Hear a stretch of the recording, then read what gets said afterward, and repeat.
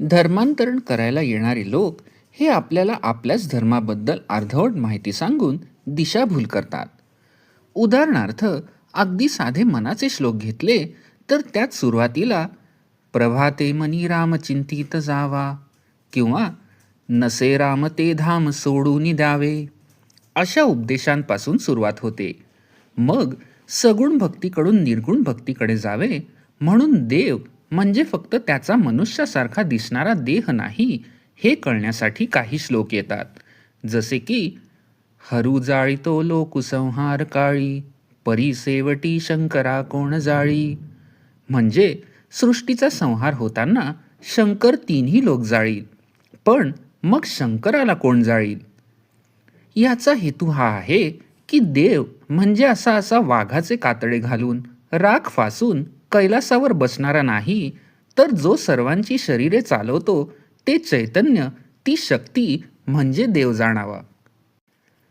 पण धर्मांतरण करणारे लोक हे सर्व लॉजिक न समजावता थेट बघा, तुम्ही तर त्याला महादेव समजत होतात पण तो तर जळणार आहे असे काहीतरी सांगतात आणि तुमचा धर्म कसा अर्धवट आहे हे पटवून देतात.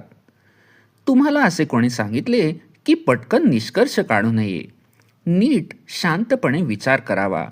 आपल्याला कळत नसेल तर ज्यांना कळते त्यांचा सल्ला घ्यावा. सगळेच धर्म अनेक वर्षांपूर्वी तयार केले गेले आहेत. प्रत्येक धर्मातील प्रत्येक गोष्ट आजच्या काळानुरूप असेलच असे नाही, पण एक गोष्ट पटली नाही म्हणून अख्खा धर्म टाकून देऊ नये. यावर थोडेसे या आणि थोडेसे त्या धर्माचे घेतो आणि पाळतो असे एक ना धड भाराभार चिंध्या असला प्रकार करू नये. एखाद्या मित्राशी एका गोष्टीवर पटले नाही की तो मित्र अख्खा वाईट ठरत नाही किंवा मैत्री लगेच तुटतही नाही. धर्म हा मित्र देवापर्यंत पोचण्यासाठी मिळाला आहे. वादविवाद व्हायचेच, पण मग शांती व आनंदही मिळायचाच. फक्त मित्राशी वाद झाला की संधी साधू आग लाव्यांपासून सावधान.